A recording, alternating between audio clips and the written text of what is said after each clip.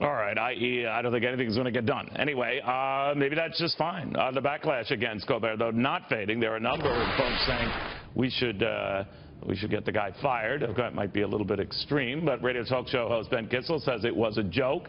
Former Bush 43 speechwriter Charlie Fern says this is hypocrisy coming from the left. So, Charlie, your point is, had this been flipped around and been said of Barack Obama, it would have been very, very different. Absolutely. And first, let me say, since Colbert has taken us south of the border, happy Cinco de Mayo from Texas.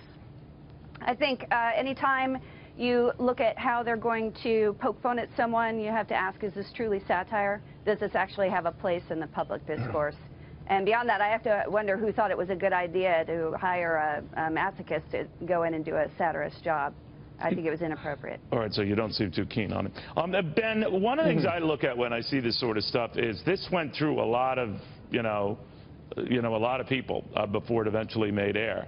And we accept with comedians, especially edgy comedians, I would certainly put Colbert in that. You know where he's coming from. You know what his political viewpoints are. Sure. And whether he just overdid it, especially with the one comment I'm not going to repeat here, that's crossing a line. That's the proverbial jumping the shark moment. What do you think?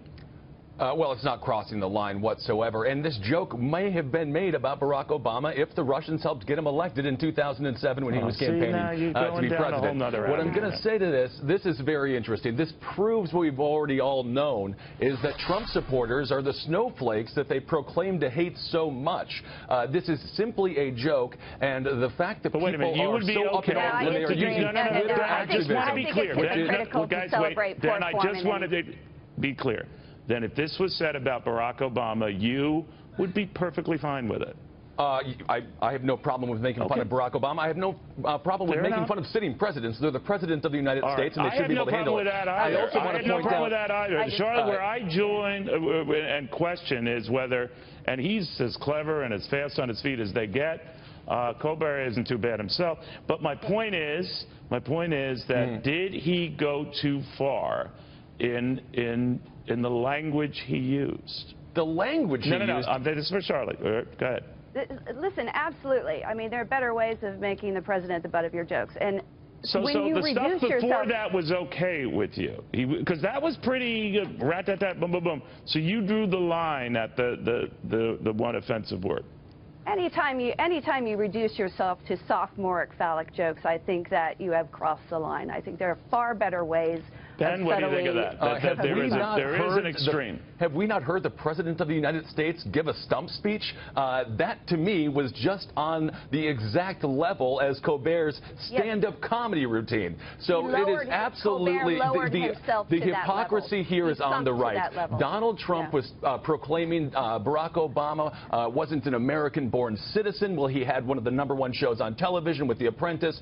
Rush Limbaugh has made a career of demonizing people on the left, whether it be Chelsea Clinton when she was 13 years old, or questioning the magic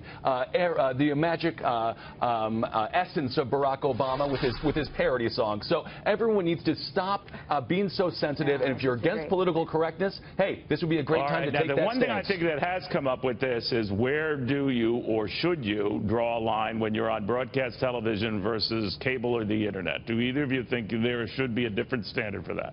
And I don't care whether it's on the right or the left, please. I think we're missing another point in that anytime you make fun of someone at the expense of others, at a group of people who are innocent bystanders, and you insult those people, you lower yourself to the level of the people that you're accusing of misogyny and other bad behavior. That's not what I asked. I just want to be clear. Do you draw a different line and standard because this is on broadcast TV, albeit late at night? My answer would be no. Charlie first, go ahead. I think that there are certain standards of obscenity, rulings and laws, and appropriateness. I think subtlety and humor and satire, there is a place. You say no. Well, I also want to point out what Charlie was saying, that Colbert was lowering himself to the standard of the presidency of the United States. Donald Trump needs to recognize he is POTUS, he is the most powerful man in the world, and he should have a little bit more confidence in his position and let these things roll off his back. And keep in mind, the only reason that this conversation even came about, this joke came about, is because Donald Trump had an amateur approach to Mr. Dickerson of CBS, but, calling Face the Nation, deface the nation, which is juvenile. I've heard Trump say far worse and do things that were far, far, far more offensive. So what surprised me in Colbert's response, I agree, and the fact that this went through a number of people, was why not respond in kind to things that are just as offensive that the president said, and we all know what they are. But this seemed, in the scheme of things, a fairly innocuous comment where he more or less kicked the guy out of the Oval Office and then sat down, and I thought that was weird too, but not of the scale that would warrant the response that he got from Colbert. That's when the President of the United States turns his back on the First Amendment, turns his back on a journalist, I think it's a very important issue. This incident with Dickerson, this moment where he said, I'm done, would that warrant the cursing comment he got? Just I think that along with many other things. No, leave the along out of it. The hot-headed emotional response. That's what prompted this response. Well, these things don't happen in a vacuum, but you know what? I'm just going to say sure. Answering, yes, it does. All right. Guys, thank you both very, very much.